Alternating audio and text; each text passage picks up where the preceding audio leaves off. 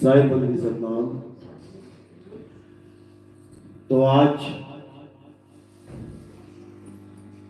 मथुरा में परमपिता परमात्मा के मूल ज्ञान का प्रचार होने जा रहा है।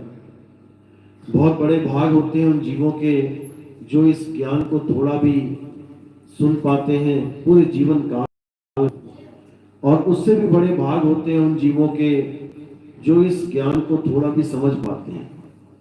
क्योंकि सुनना बहुत आसान है, आए आधा घंटा एक घंटा बैठ के चले गए, सुन लिया, लेकिन इस ज्ञान को समझना बहुत बहुत मुश्किल है। तो आज इसी मूल ज्ञान का खुलासा करेंगे, समझाएंगे कि असल में मूल ज्ञान होता क्या है। ज्ञान दो प्रकार के हैं, एक पवित्र ज्ञान और एक मूल ज्ञान। इस संसार में जितना भी ज्ञान चल रहा है, जितने भी पंथ चल रहे हैं, कोई भी पंथ चल रहा है, कोई भी गुरु सत्संग कर रहा है, वो सब पवित्र ज्ञान है। पवित्र ज्ञान क्यों है? क्योंकि उस ज्ञान को धारण करके आप एक पवित्र आत्मा बन जाते हैं। माता बैठ जाओ, अभी बैठ जाओ, अभी सत्संग चालू होगा, बैठ जाओ, आराम से बैठो। अरे बैठ जाओ, आराम से बैठ जाओ, सत्संग के बीच कोई नहीं आएगा, बस लग गया जहां लगना था, बैठ जाओ आराम से। अब बीच में बोलना नहीं है, सत्संग शुरू हुआ, बोलना नहीं है, कुछ मर्यादा होती है सत्संग की। हाँ, तो आज जो सत्संग होने जा रहा है वो मूल ज्ञान पे होगा।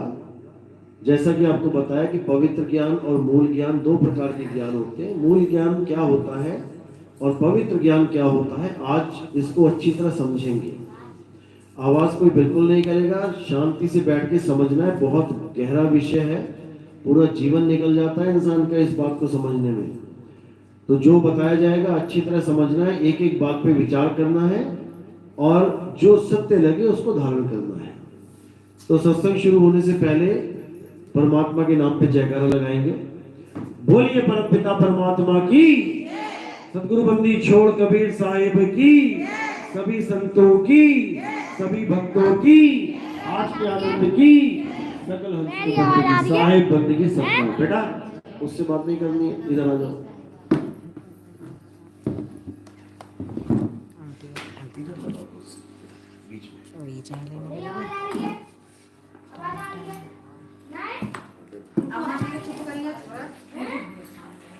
तो आज अच्छी तरह समझना है सत्संग को। सबसे पहले आपको पवित्र ज्ञान के बारे में बता देते हैं। पवित्र ज्ञान क्या होता है? पवित्र ज्ञान का मतलब होता है कि जिस ज्ञान को प्राप्त करके आप हर प्रकार के बुरे कामों को छोड़ के एक पवित्र आत्मा बन जाते हो, एक पवित्र जीव हो जाते हो, एक पवित्र मनुष्य बन जाते हो। यानी हर प्रकार की पूजा पाठ, कोई मंदिर जा रहा है, सुबह सुबह जलाभिषेक करने के लिए शिवलिंग पे, या कोई मस्जिद जा रहा है नमाज पढ़ने, या कोई कुछ भी कर रहा है भगवान के नाम पे, चाहे वो किसी भी धर्म का हो, इससे कोई फर्क नहीं पड़ता। जैसा जिसका संस्कार, जैसे जिसके माता पिता ने उसको ज्ञान दिया, वो वैसा ही ज्ञान पकड़ के बैठा है। आज आपको राम जी बहुत प्यारे लगते हैं, कृष्ण जी बहुत प्यारे लगते हैं। क्यों? क्योंकि आप हिंदू फैमिली में पैदा हो गए, जन्म आपका हिंदू फैमिली में हो गया। अगर आप मुसलमानों में पैदा हो गए होते कोई नहीं है। अगर आप सिख फैमिली में आ जाते, सिखों में जन्म हो जाता, तो आप वाहिगुरु वाहिगुरु करते नहीं थकते। और अगर आप ईसाई में जन्म ले लेते तो आप बार बार चर्च जाते, एक बार भी मंदिर की तरफ ना देखते। यानी हर प्रकार का धर्म अपने बच्चों में माता पिता को ही आधार बनाता है। हर धर्म माता पिता को आधार बनाता है कि अपने बच्चों को संस्कार दो। अब जैसा माता पिता ने संस्कार दिया, बच्चा वैसा ही हो जाएगा। राम राम कर रहे हो क्योंकि तुम्हारे माता पिता ने राम राम किया, इसलिए कर रहे हो, नहीं तो कोई राम नहीं, कोई कृष्ण नहीं। अगर आप किसी और धर्म में होते, इस धर्म की पूजा पाठ को खारिज कर देते, एक बार भी मंदिर ना जाते। तो हम किसी भी धर्म में किसी भी प्रकार की, कोई भी प्रकार की पूजा पाठ करते हैं, उसे पवित्र ज्ञान कहते हैं, उसमें कोई दोष नहीं है। अगर हिंदू है तो मंदिर जाए, समय पे जाए, पूजा पाठ करे, कोई बात नहीं। मुसलमान है तो अपना मस्जिद में जाए, अपनी पूजा पाठ करे, जो भी करना है। अगर सिख है तो अपना गुरुद्वारे में जाए, और ईसाई है तो अपना चर्च में जाए। जैसा उसके माता पिता ने बताया है, जो उसके गुरुजनों ने बताया है, वैसा करें। एक तो ये ज्ञान हो गया, इसको कहते हैं पवित्र ज्ञान। पवित्र ज्ञान के द्वारा क्या होता है कि आप एक अच्छे इंसान बन जाते हो, भगवान से, अल्लाह से, वाहिगुरु से डरने वाले इंसान हो जाते हो, कोई बुरे काम नहीं करते हो। इसको पवित्र ज्ञान बोला जाता है। इससे आप एक अच्छे इंसान तो बन गए, लेकिन जन्म मरण से मुक्ति वो नहीं हो सकती, वो आपके इस ज्ञान से नहीं होगी। अब उसके लिए कौन सा ज्ञान चाहिए? उसके लिए मूल ज्ञान चाहिए। मूल ज्ञान मतलब, मूल का मतलब होता है जड़। मूल ज्ञान यानी सारे प्रकार के ज्ञानों की जड़। जड़ क्या है? अब उस जड़ को पकड़ना है। ये जो बताया आपको चारों धर्म के, ये फूल, पत्ते, डालियां, शाखाएं थी, सब अलग अलग दिखाई देती हैं। कितनी सारी डालियां एक पेड़ में? बहुत सारी हैं। लेकिन जब वो नीचे की तरफ आता है, आता है, तो एक जड़ सिमट जाता है। यानी सारी टहनियां, सारी डालियां एक जड़ से निकली हैं। यानी हिंदू, मुस्लिम, सिख, ईसाई जो भी धर्म निकले हैं, ये एक से निकले हैं। वो एक क्या है उसको जान लो तो समझो, अब जन्म मरण से मुक्ति हो जाएगी, जिसको मूल ज्ञान कहते हैं। तो कबीर साहब अपनी वाणी में समझाते हैं अपने शिष्य धर्मदास जी को। उस वक्त जब धर्मदास जी थे, तब कबीर साहब ने समझाया कि धर्मदास मेरी लाख दुहाई, ये मूल ज्ञान बाहर ना जाए। पवित्र ज्ञान तुम जग में भाखो, मूल ज्ञान गुप्त कर राखो। मूल ज्ञान बाहर जो पढ़ी, तो पिछली पीढ़ी हंस न तरी। कबीर साहब समझा रहे हैं अपने शिष्य धर्मदास को कि धर्मदास, तुम पवित्र ज्ञान तो खूब भागो, लोगों को समझाओ, लेकिन मूल ज्ञान को गुप्त रखो। ये मूल ज्ञान तब खोला जाएगा जब इसका सही समय आएगा। और इसका सही समय क्या है? वो अब का समय है, जो अब चल रहा है। इसी समय ये मूल ज्ञान खुलना था। 2020 इसका संकेत था कि 2020 में ऐसा कुछ होने वाला है कि समाज एकदम बदल जाएगा, पूरा संसार बदल जाएगा, और उसके बाद ये मूल ज्ञान उजागर हो जाएगा। घर घर में, शहर शहर, गांव में इस मूल ज्ञान की लहर चलेगी। तो 2020 में आपने देखा पूरे संसार में कैसे लॉकडाउन लग गया। उसके बाद ये मूल ज्ञान का विस्तार हुआ। आज गली गली, शहर शहर में, कई देशों में इस ज्ञान की चर्चा हो रही है, और आने वाले समय में ये ज्ञान फैलता ही जाएगा, बढ़ता ही जाएगा। अच्छी तरह समझ लेना है, क्योंकि आने वाले समय में आपके भी सामने यही ज्ञान आएगा। आप भी बैठोगे, कहीं भी चर्चा करोगे, आने वाले कुछ सालों में यही ज्ञान आपके सामने आएगा। इसलिए इसको अभी समझ लो क्या है। तो क्या है पवित्र ज्ञान? समझ में आ गया। यानी किसी भी प्रकार की पूजा, किसी भी प्रकार का मंत्र जाप, चाहे राम राम राम राम राम कर लो, चाहे हरे कृष्णा कर लो, चाहे राधे राधे राधे राधे कर लो, चाहे अल्लाह अल्लाह कर लो, चाहे वाहिगुरु वाहिगुरु कर ले, चाहे गॉड गॉड कर लो, कुछ भी कर लो, ये सब पवित्र ज्ञान में आता है। अब मूल ज्ञान क्या है? मूल ज्ञान का मतलब होता है आत्म ज्ञान। आत्म ज्ञान, आत्म ज्ञान यानी आत्मा का ज्ञान। आत्मा का नाम सुना है सबने? सबने सुना है ना? कोई ऐसा तो नहीं जिसे नहीं सुना, सबने सुना होगा।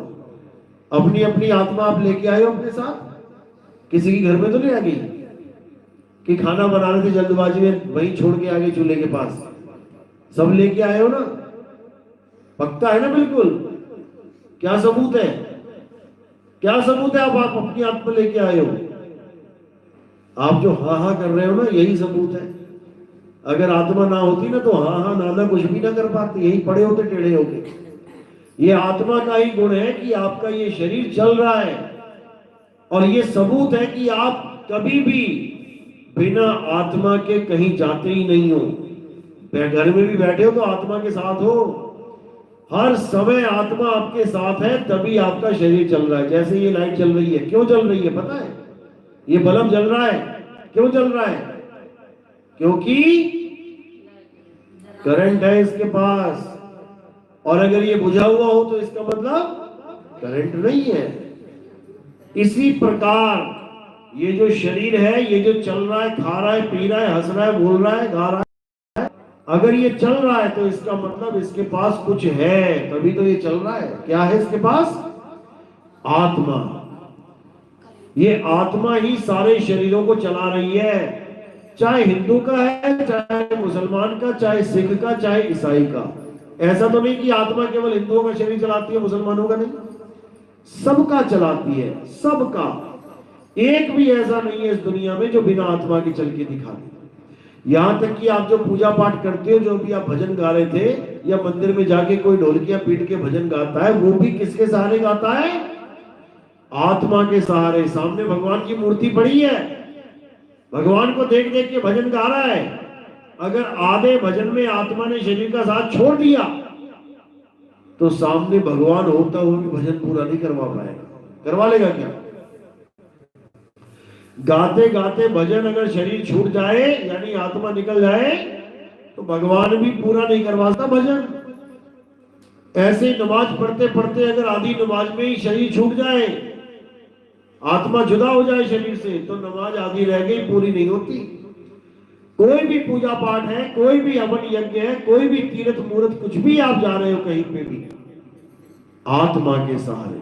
आत्मा है तो तुम हो, आत्मा नहीं तो तुम नहीं। तुम्हारी माँ, तुम्हारे बाप, तुम्हारे बच्चे तुम इसलिए प्यार करें क्योंकि उनमें आत्मा है। एक पति अपनी पत्नी से प्यार कर रहा है क्योंकि उसमें आत्मा है।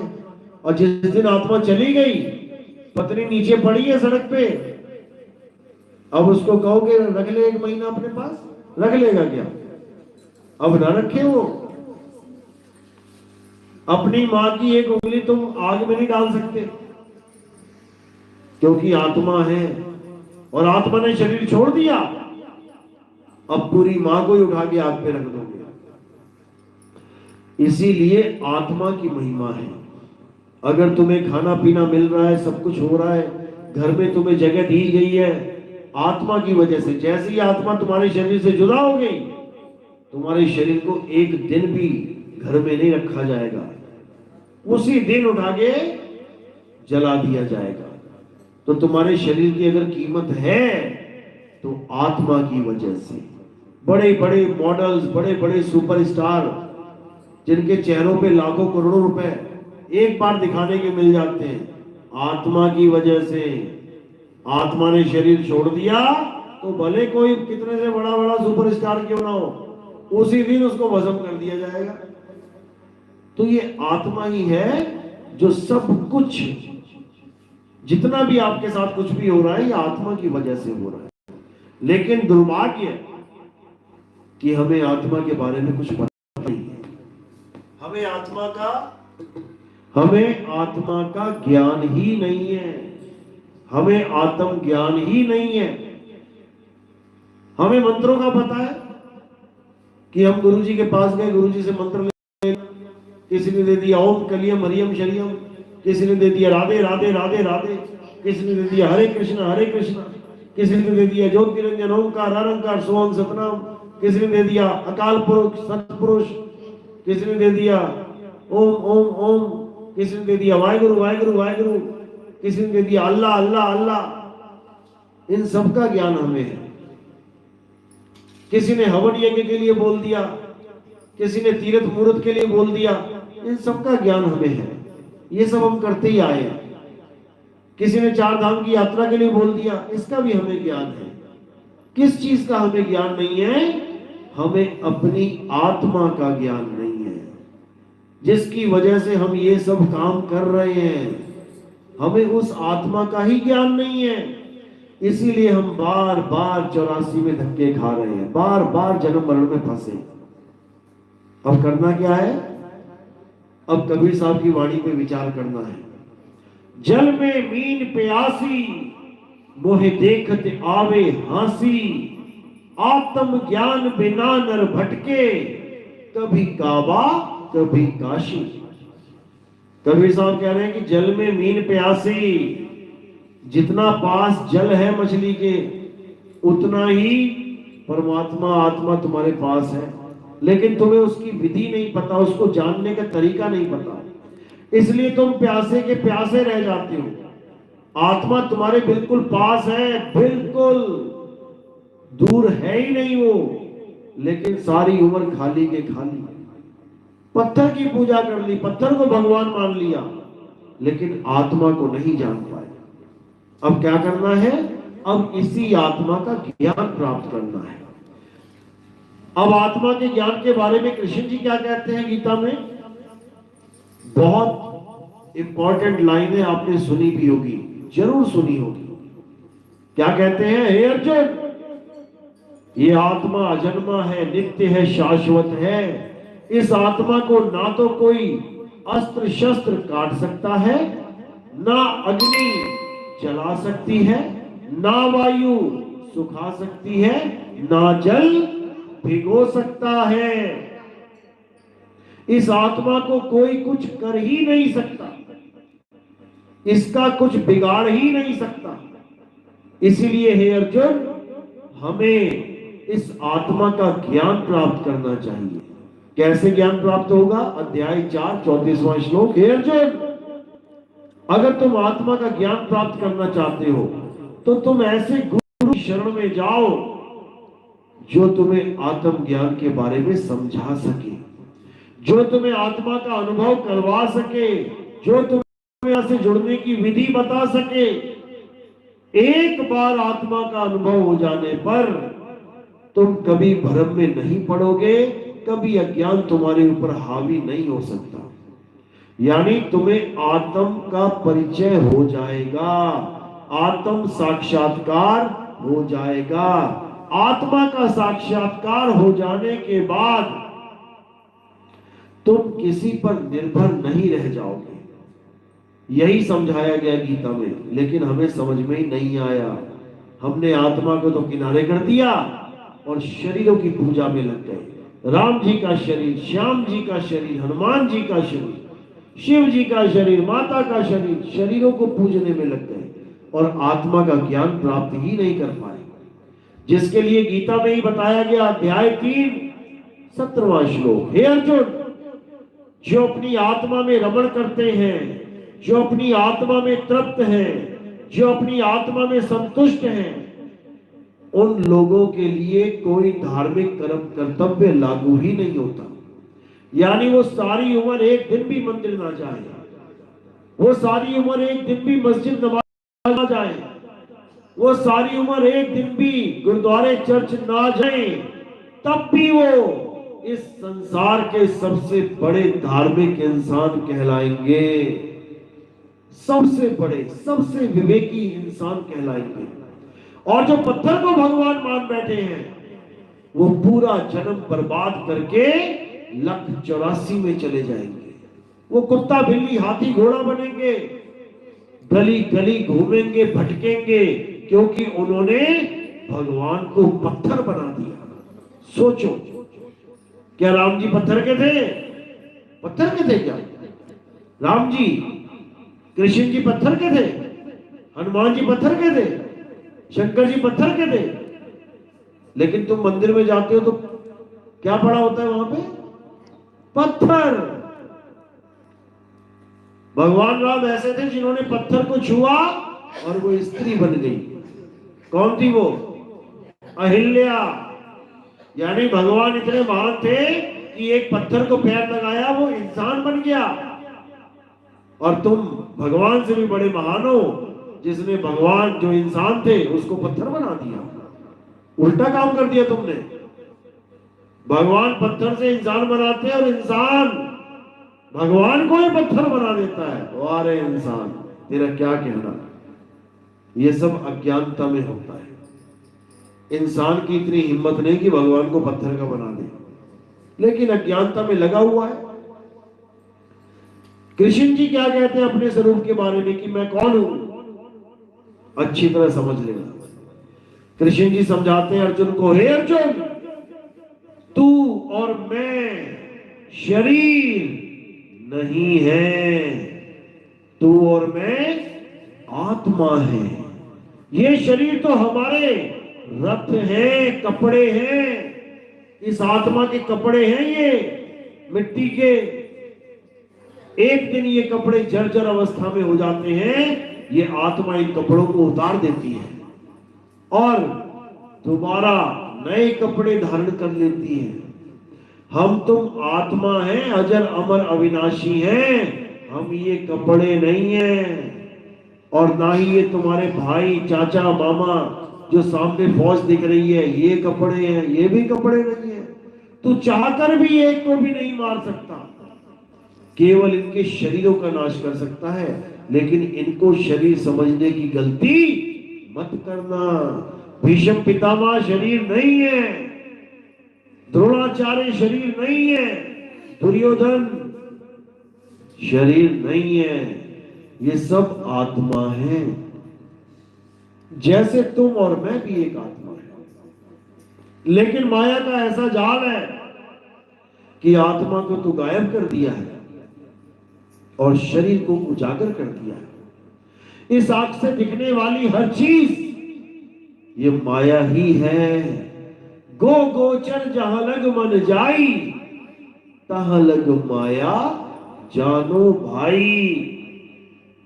इन आंखों से दिखने वाली हर चीज माया है, बदल रही है। माया का गुण क्या है? ये बदल जाती है। सुबह से दोपहर, दोपहर से शाम, शाम से रात, देखो बदल रही है।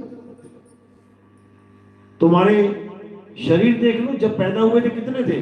8 इंच के, 10 इंच के। आज 6-6, 7-7 फुट के हुए पड़े हो। जब पैदा हुए थे छोटी सी काया लेके सॉफ्ट सी स्किन थी, देखो आज अपनी चमड़ी कैसी हो गई है। और जब बूढ़े हो जाओगे कैसी हो जाएगी? पल बदल रही है। जो चीज बदल रही है वो माया है। तुम और हम माया नहीं है। हम और तुम कभी बदलते ही नहीं है। हम और तुम आत्मा हैं। जब ये शरीर नहीं भी बना था तब भी आत्मा की, और इस शरीर का नाश भी हो जाएगा तब भी आत्मा रहेगी। ये आत्मा अजन्मा है, नित्य है, शाश्वत है। ये आत्मा पुरातन है। ये आत्मा ही सत्य सनातन है। जो लोग कहते हैं हम राम जी की पूजा करते हैं, हनुमान जी की पूजा करते हैं, हम सनातनी हैं, बहुत बड़ी गलती में है वो लोग। सनातनी वो कभी नहीं होता जो शरीरों की पूजा करता है। शरीरों की पूजा तो अज्ञानी जीव करता है।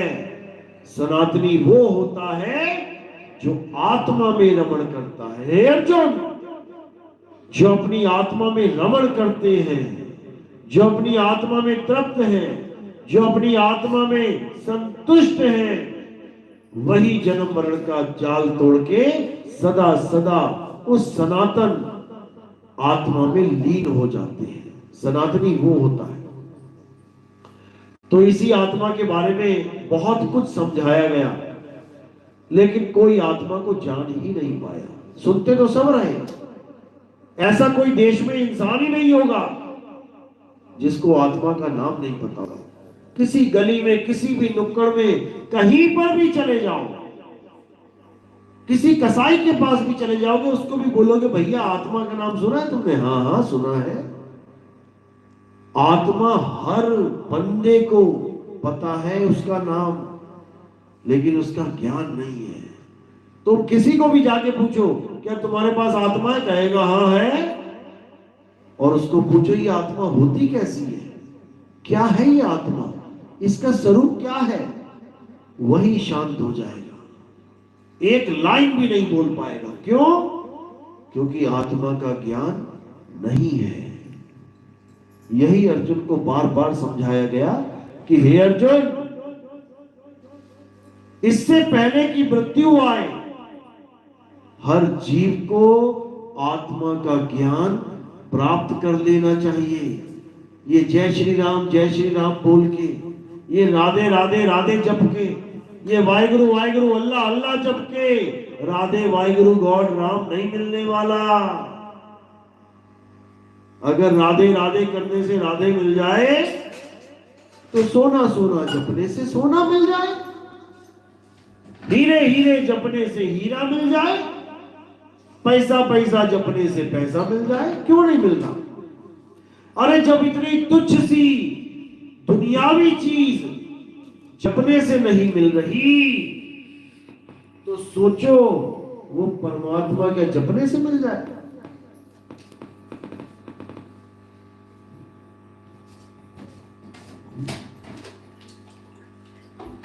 यही समझना है। प्यास भी लगी हो तो पानी पी के गला गीला होता है। पानी पानी जप के नहीं कि तुम पानी पानी जपने लग जाओ तो तुम्हारा गला गीला हो जाएगा। कभी भी पानी प्यास लगे तुम्हें जप के देखना, पानी पानी पानी और ज्यादा सूख जाएगा, गीला नहीं होगा। इसी प्रकार राम राम करने से राम नहीं मिलते, श्याम श्याम करने से श्याम नहीं मिलते, वाहिगुरु वाहिगुरु करने से वाहिगुरु नहीं मिलते, अल्लाह अल्लाह करने से अल्लाह नहीं मिलते। ये तब मिलते हैं जब कोई भेदी सदगुरु तुम्हारे जीवन में आता है जो इनका भेद बताता है। जब वो आता नहीं है बल्कि तुम कुछ जप रहे हो तो छुड़वा देता है। क्या जप रहे हो? गुरुजी राम राम राम जपता हूं, छोड़ दे। तुम क्या जपते हो? हरे कृष्ण राधे राधे, छोड़ दे। तुम क्या जप रहे हो? अल्लाहू अल्लाहू, छोड़ दे। तुम वाहिगुरु वाहिगुरु, छोड़ दे। सब कुछ छोड़ दो और क्या जानो? उसको जानो जिसकी वजह से तुम्हारे मुंह से ये नाम निकल रहे हैं। अगर तुम राम राम राम जप रहे हो किसकी वजह से? आत्मा की वजह से। आत्मा ना हो जप के दिखाओ। तुम वाहिगुरु वाहिगुरु किसकी वजह से? आत्मा की वजह से। आत्मा ना हो जप के दिखाओ। सारे धर्म के लोग इन्हीं नामों में फंस गए, अक्षरों में फंस गए। ये राम राम राम कहा है, क्या है ये? अक्षर है, दो अक्षर, रा और मां। अब ये अक्षर कहां से आए? वर्णमाला में से आए। वर्णमाला किसने बनाई? आदि मानवों ने बनाई। जब आदि मानव था, आदि, इसको बंद करो, मतलब सत्संग नहीं सुनना है, ये सब करना है। कोई बात नहीं, वो जो लाइव चल रहा है उसको बोलो कि लाइव में सुन लेगी वो। तो किसने बताया? ये अक्षर किसने बनाए? आदमी ने बनाए, आदि मानव ने बनाए। जब आदि मानव था, बच्चों ने पढ़ा ना 5वीं 6वीं क्लास में आदि मानव। जब आदि मानव था इस दुनिया में तो कौन से कपड़े पहनता था वो? कौन से प्रकार का खाना खाता था? क्या करता था? कुछ नहीं करता था। बिना कपड़ों के घूमता था। खाने को कुछ नहीं था, जानवरों की तरह जो मिल गया खा लेता था। उस वक्त ये सारे नाम कहां थे? ये नामों का आविष्कार किसने किया? अक्षरों की खोज किसने करी? उसी आदि मानव ने। उस वक्त ना तो अल्लाह का नाम था, ना वाहिगुरु का नाम था, ना गॉड का नाम था, किसी का नाम नहीं था, क्योंकि अक्षर ही नहीं थे। धीरे धीरे आदि मानव ने क्या किया? अक्षरों की खोज करी। अक्षरों से भी पहले उसने क्या खोजा? अग्नि, आग खोजी आदि मानव ने। कैसे खोजी? लाइटर लगा के, गैस सिलेंडर से, पत्थर से। पत्थर में पत्थर टकराया तो आग निकली। आग निकल तो गई, लेकिन उसको यह भी नहीं पता था कि इसका नाम क्या है, क्योंकि अक्षर ही नहीं है। आग से उसने खाना पकाना तो शुरू कर दिया, मांस पका पका के खाने लगा, लेकिन नाम नहीं रख पाया। नाम कब रखा उसने? जब इन अक्षरों की खोज कर ली, मुंह से निकलने वाले सारे अक्षरों को लिखना शुरू किया, लिपिबद्ध कर दिया। कितने अक्षर बनाए उसने? 52 अक्षर। जब आप काउंट करोगे हमारे हिंदी भाषा संस्कृत भाषा के, तो टोटल 52 अक्षर होते हैं। इसी प्रकार अंग्रेजों के आदि मानव ने, जो अंग्रेज बने, उन्होंने कितने अक्षर खोजे? 26 अक्षर। यानी हमसे आधे। 26 दूनी 52। हमारे देश के आदि मानवों का इतना तीव्र विवेक था, बुद्धि इतनी ज्यादा थी कि 52 अक्षर खोज लिए, और वो बेचारे 26 पे ही खत्म हो गए। हमारा जीवन 52 अक्षरों के द्वारा चल रहा है, उनका बेचारा 26 में ही सिमट गया। तो ये जब अक्षर बने तो धीरे धीरे जो भी चीज दिखाई देने लगी उसका नाम रखना शुरू कर दिया, और जो कुछ भी दिखता गया उसका नाम रख के सबको याद करवा दिया गया, समझा दिया गया कि आगे से मुझे कोई भी चीज चाहिए, मैं केवल नाम बोलूंगा उसका। आज भी आप वही कर रहे जो आदि मानव ने किया। तुम्हें कुछ भी चाहिए, क्या बोलते हो? बेटा कलम लाना। अब बेटा कलम तब लाएगा जब उसे पता होगा कलम होता क्या है। बेटा चप्पल लाना, चप्पल तब लेके आएगा उसे पता हो कि चप्पल होता क्या है। बेटा चाबी ताला लेके आना, तब लाएगा जब पता होगा ताला चाबी होता क्या है। तो ये सारे अक्षर, ये सारे शब्द कहां सिखाए गए? स्कूलों में। जब तुम्हारे बच्चे स्कूल जाते हैं, बच्चा आदि मानवी होता है। जैसे बच्चा पैदा हुआ, ना कपड़े हैं, ना भाषा है, ना बोल है कोई, ना खाने का पता है क्या खाऊंगा, वो आदि मानवी है। धीरे धीरे तुम उसको क्या सिखाते हो? बेटा बोलो पापा, मम्मी। आवाज से समझ पाता है वो क्या बोलना है। अक्षर सिखाते हो तुम। धीरे धीरे वो सारे अक्षरों को जानने लग जाता है, सारी वस्तुओं को पहचानने लग जाता है, उसका नाम जानने लग जाता है। स्कूलों में भी जाके उसको खूब सिखाया जाता है। बेटा बोलो का मा ला कमल, का ला मा कलम। अलग अलग अक्षर अलग अलग भाषाओं के सिखाए जाते हैं। धीरे धीरे वो तुम्हारी तरह हो जाता है, जो तुम बोलते हो फटाक से काम करता है। अब वो आदि मानव नहीं रहा, अब वो विवेकी हो गया है, अब वो समझदार हो गया है। तो सारी दुनिया के अक्षर बनाने के बाद उसने सबसे बड़ा काम क्या कर दिया? भगवान का भी नाम रख डाला इन्हीं अक्षरों में। अल्लाह नाम रख दिया, वाहिगुरु नाम रख दिया, गॉड नाम रख दिया। धीरे धीरे धीरे इन अक्षरों का माया जाल इतना बढ़ता चला गया कि बड़े बड़े धर्म बन गए इन अक्षरों के पीछे। आज धर्मों में क्या है? केवल अक्षर है। हिंदू है तो रा और मां, राम राम जप। मुसलमान है तो अल्लाह अल्लाह अल्लाह जप। सिख है तो वाहे गुरु, 4 अक्षर है, वाहिगुरु वाहिगुरु जप। केवल अक्षरों का खेल है सारा। जबकि ये अक्षर कहां से आए? आदि मानव ने बनाए। अब करना क्या है? जब सच्चा गुरु आता है तो इन अक्षरों को छुड़ा देता है, छोड़ दे इसको। जब पानी का नाम पानी नहीं रखा गया था तो क्या वो गला गीला नहीं करता था?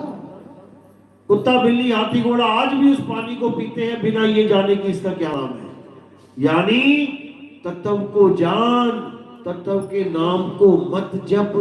प्यास लगी है तो तत्व को पी ले, पानी को पी ले, पानी का नाम मत जप, वरना प्यासा मर जाएगा।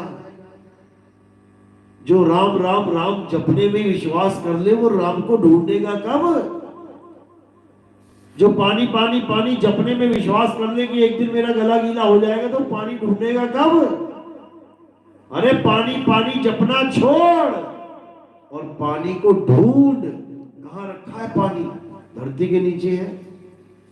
यही साहिब समझा रहे हैं, मोह को कहां ढूंढे रे बंदे, मैं तो तेरे पास में। आत्मा बिल्कुल पास है हमारे, लेकिन हमें पता नहीं है। लेके सब आए हैं, छुट्टी किसी की भी नहीं कर, लेकिन ज्ञान नहीं है कि वो आत्मा है कैसी। लंबी है, मोटी है, छोटी है, नाटी है, गोल है, चाकोर है, त्रिकोण है, षटकोण है, लाल है, भूरी है, पीली है, नीली है, ठंडी है, गर्म है, कैसी है ये आत्मा? कुछ नहीं पता किसी को भी। लाख बार सोचते रहो कैसी होगी, कैसी होगी, कैसी होगी, नहीं समझ में आएगा। लेके तो साथ में आए हो। अभी सबकी चप्पलें रख दी जाए यहाँ पे, बोले अपनी अपनी ले जाओ, देखो कैसे छानोगे अपनी अपनी। दूसरे की नहीं पहन के जाओगे, ऐसा नहीं होगा एक अपनी पहन ली एक किसी और की। अभी जितनी ये शौले लेके आए और रंग बिरंगी सब यहाँ पे रख दिए जाओ, बोलो अपनी अपनी छांट लो, देखो फिर कैसे छांटते हैं अपनी अपनी 2 मिनट में। क्योंकि हमें पता है हम क्या चीज लेके आए हैं घर से।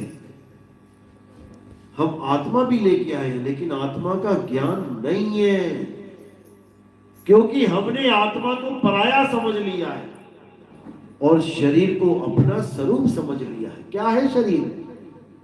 मिट्टी है, मिट्टी है ना, शरीर को मिट्टी कहते हैं ना, मिट्टी है, पक्का मिट्टी है। अब अगर मैं कह दूं कि इस मिट्टी को सजाएगा नहीं कोई, मिट्टी को क्या सजाना, क्या झुमके पहनना, क्या लौंग पहनना, क्या बिंदी लगाना, क्या सोने के हार पहनना, क्या चूड़ियां पहनना, तो क्या सजा रही हो? मिट्टी है, मिट्टी में मिल जाएगी तो मान लोगे मेरी बात? अच्छा, अभी किसी की शादी आ जाए, देखो फिर टनाटन। ये कहने की बातें हैं। तुम भगवान को पत्थर मान सकते हो, खुद को मिट्टी नहीं मान सकते मेरे भाई, नहीं मान सकते।